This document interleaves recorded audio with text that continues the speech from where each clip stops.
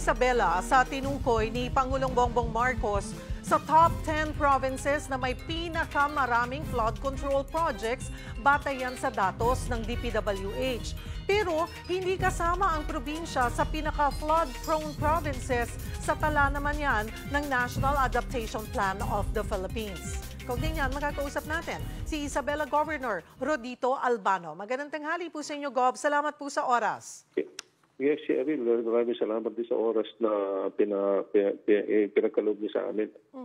Para naman marinig yung sparring namin. Okay. Yes po. Ano Gov, ano po ang masasabi nyo dito nga sa puna ni Pangulong Bongbong Marcos na mas maraming natanggap na flood control projects sa mga probinsya na hindi kasama sa pinaka-flood prone na mga lalawigan?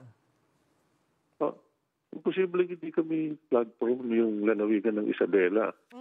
Kahit walang bagyo, binabaha nga kami dyan. Kahit wala kang bagyo dyan, may bagyo sa amin.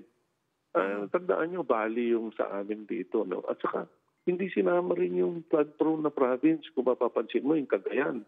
You have to consider, Cheryl, the longest river in the Philippines is the Cagayan River. Yes. At ngayon, may master plan na ang JICA na ginagawa, libre project study para sa master plan ng Marikina River kasama yung Cagayan Valley na ginagawa ng JICA ngayon. Kamakailan lang, mag-meeting kami at nag-propose sila na gumawa ng study dito sa Siyempre, ang concern ko lang naman doon, yung dumalaw sila yung sa Isabela, yung sa Cagayan River.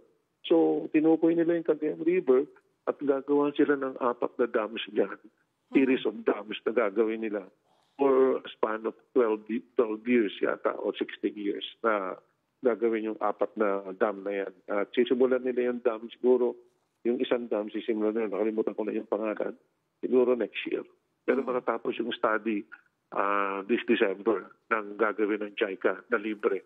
This December or early part of 2026.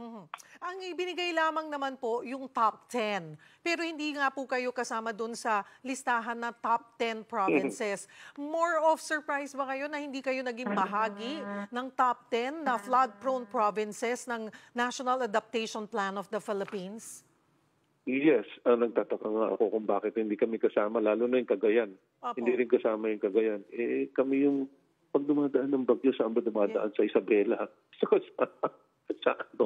Pero ang ginagawa na namin kasi ngayon sa Isabela, yung mga creeks na namatay nung araw, yung mga creeks na yung natamna na ng palay, natamna na ng kung ano-ano, mais, na natabunan ng lupa. Binubuhay na namin ngayon yung paulit-ulit. So lahat ng barangays doon ngayon, hindi na nakaka-experience masyado kami ng flooding. Yung Cagayan River lang ang nakaka-experience ng flooding. Pero ngayon, sa mga nakalipas na taon, maganda kasi yung management namin with the Magat Dam at saka yung mga ibang probinsya at mga local governments, lalo na dyan sa Ifugao at sa Kalinga. Maganda na yung management namin. Pero tuloy-tuloy pa rin ang baha dyan. Kasi yung Lower Vega, yung mouth of the river na tatagusan ng Cagayan River papunta sa dagat, doon sa may bandang Apari at Magapit. Nag-umpisa na sila nag-dredge dyan nung panahon ni Presidente Digong. So ngayon, unti-unti nang lumuluwag yung Gov, sa inilabas po na detalye mula July 2022 to May 2025, this is the Marcos government, ang Isabela po ay nakagawa or nakatanggap ng 314 projects. Ano po? Hindi ko alam yun. Hindi ko alam yun.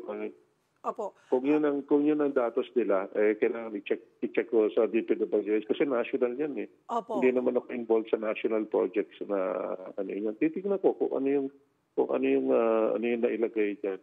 Kasi tandaan mo, hindi DPWH gumawa ng project na river control yan. Tinitignan nila, kunyari yung mga ilog malapit na sa highway, national highway at makakat off na yung mga highways.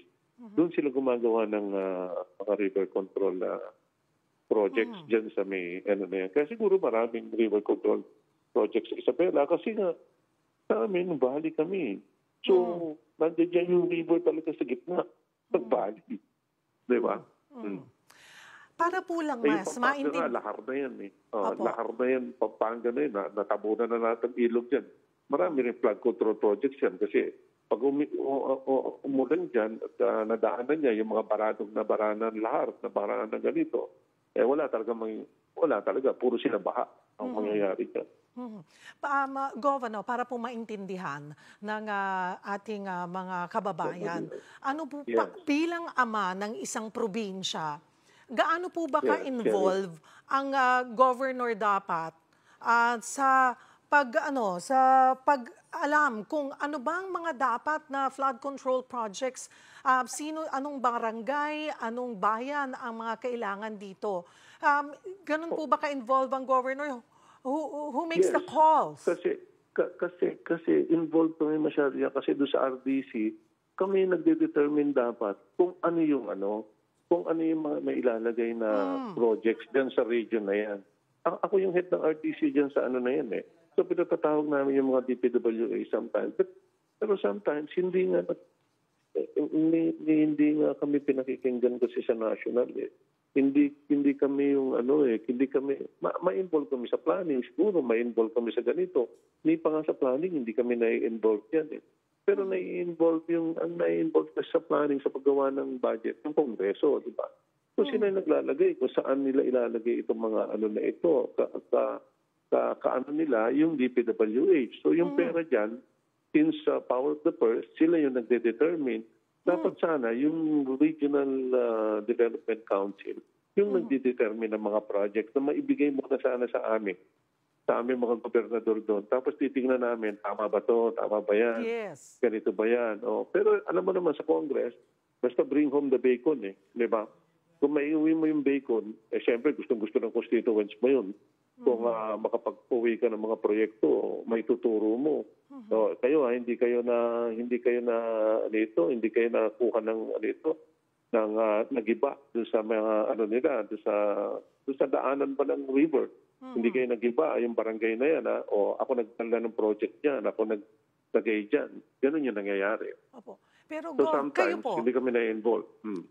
sabi nyo nga po, kayo ay bahagi ng nagde-determine kung ano yung mga talagang kailangan at malaking maitutulong na makontrol yung pagbaha sa inyong probinsya.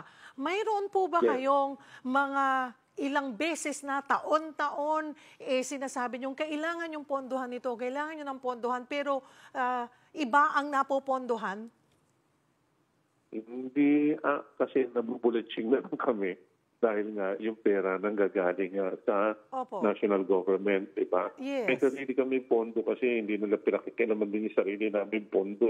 Kaya kami, nalimit ako sa mga creeks na sa maliliit lang kasi yun lang ang kaya ng pondo ko pondohan eh.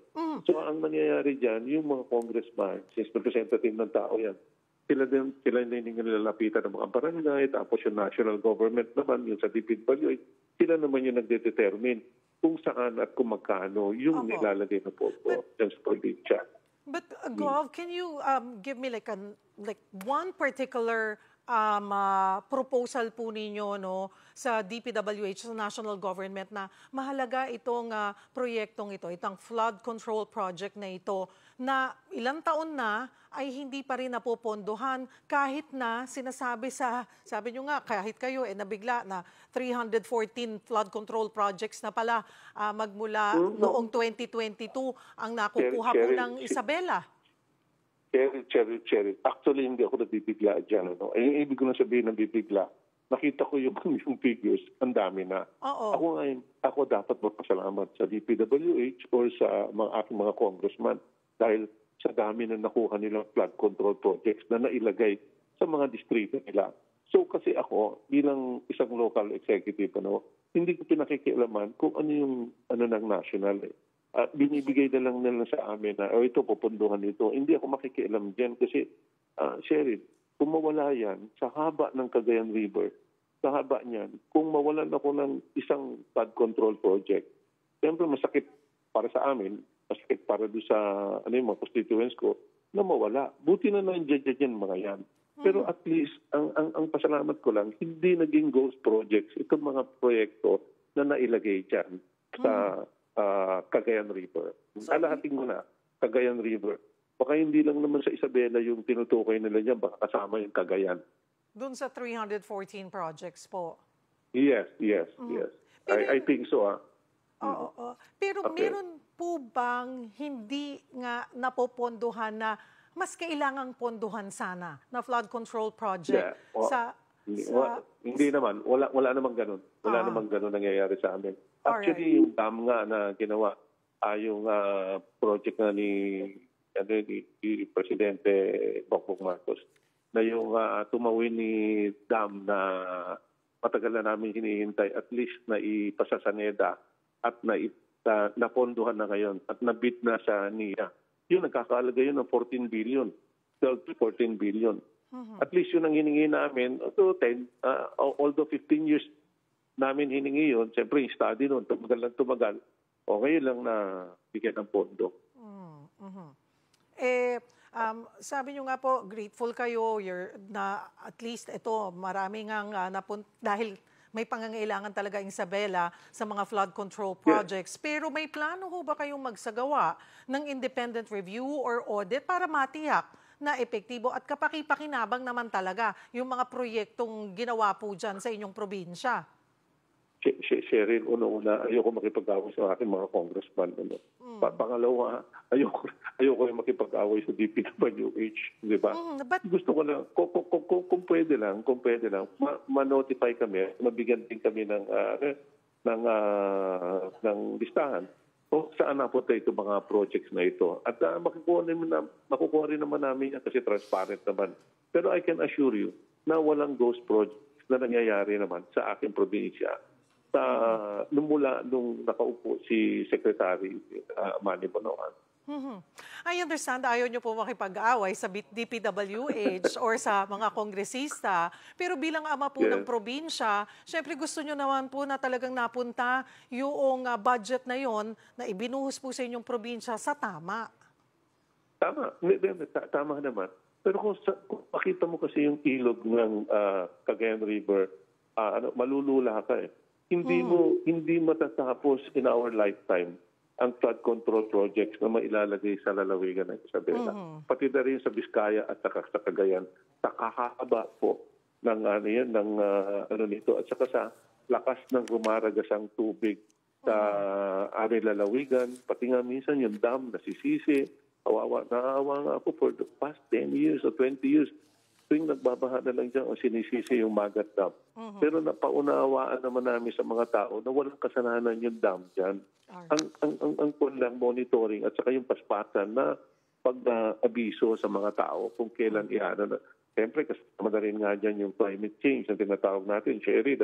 Pero at least, ang pasasalamat ko lang na talaga, kung ganun kadami man yung project na napunta sa amin sa lalawigan ng Isabela, nagpapasalamat ako sa DPWH at sa aking mga congressman sa sipag nila na naglagay ng projects dyan sa aming lalawigan. Marami pong salamat sa inyong oras, Isabela Governor Rodito Albano.